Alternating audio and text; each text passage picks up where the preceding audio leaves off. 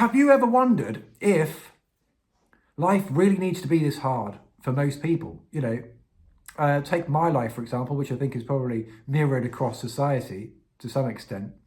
You wake up, you grab something to eat, and you're sort of met with this dread or low-lying sort of like, oh God, I've got to go to work, like it's that feeling that I think is actually ubiquitous in the world. But, off we go, we've had our breakfast, we get in the tube, it's very cramped, it's very crowded, the air quality is poor, and off we pop, and we get out in central London perhaps, like was the, story for me.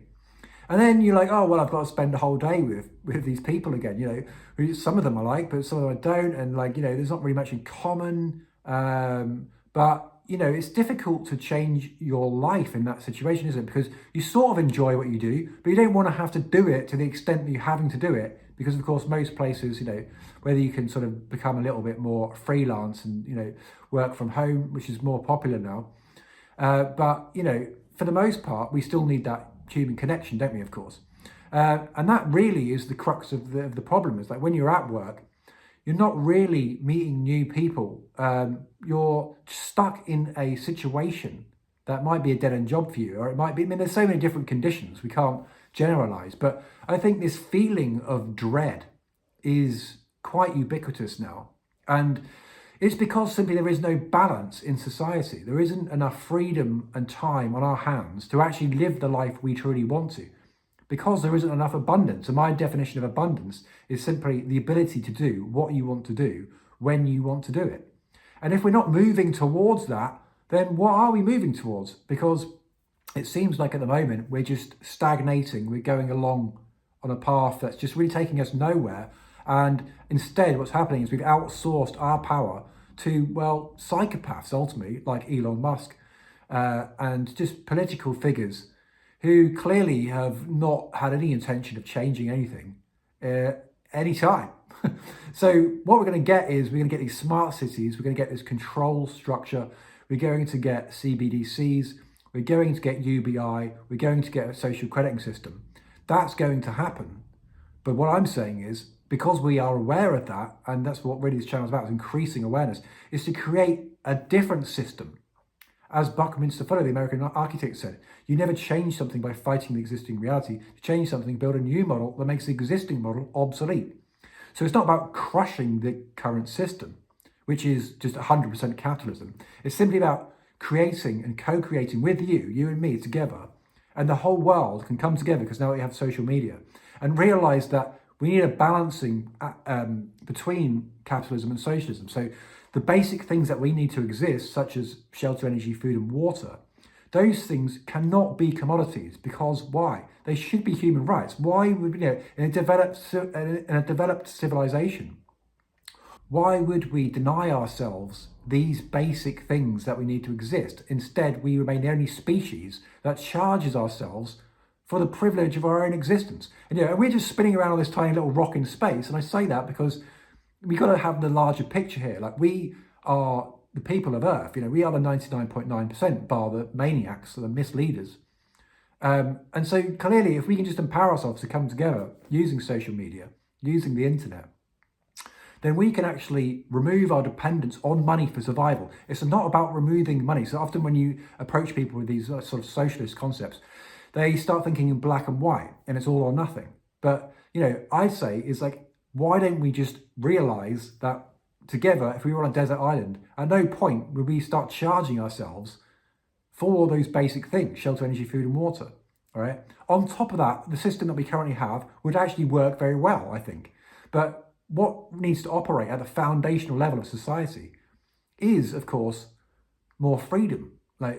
Surely that is the direction. More freedom, more well-being, and more time to live the lives that we actually want to live, and not feel compelled to keep doing the same thing every day. It's like Groundhog Day, And so I feel like variety is the spice of life, We need to have much more dynamism in our lives, like much more spontaneity. And of course, the weekend opens up for that, but that's short-lived. And then we're back in the system again, back in the matrix. So, we need to somehow come together using YouTube, using Facebook, using X, using Instagram and TikTok. You know, these platforms that I'm on now. Check it out, Adam at New Earth, or was Adam New Earth.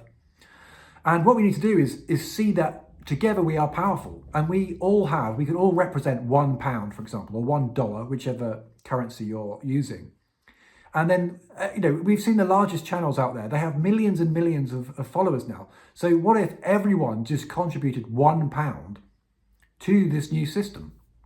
So instead of some property developer out there who has millions of pounds and can build our homes, who is never going to do that for people, it's always going to be for profit. Now, however, we've introduced a completely psychological alteration and shift at the heart of the housing industry, so that instead we can immunize ourselves against greed and these sort of more right-wing capitalist approaches to society, but we can also immunize ourselves against the insanity of communism and this whole Klaus Schwab World Economic Forum thing, where he's talking about you will own nothing and you will be happy, which, as a sentence alone, there's a lot to unpack there, because again, it's not about all or nothing. But we know that there's a socialist agenda, and for the longest time, there's been this excessive capitalism in the world, which I think is our downfall at this time. Everything has become a commodity, including ourselves, and that's really the future of capitalism, is surveillance capitalism.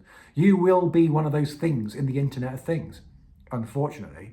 So if you don't want to be one of those things in the Internet of Things, then what we need to do is to come together and realize that we are human beings, not human doings. We're all sort of defining ourselves for the things that we do, but actually at our core is presence, is this awareness that we all are. And what we need is an acceleration and increase in awareness and consciousness, so that it can give rise to a new renaissance in society. And ultimately, the expansion of consciousness can deliver us from a lot of the insanity and a lot of the problems we face, such as poverty, such as a lot of this widespread crime and general misery, okay?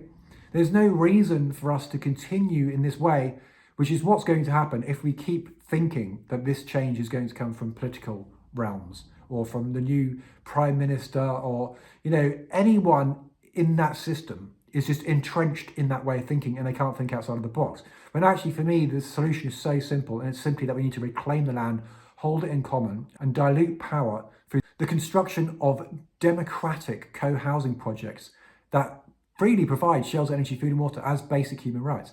Sounds like a pipe dream, sounds like blue sky thinking, sounds like idealism, but guess what? Idealism becomes realism.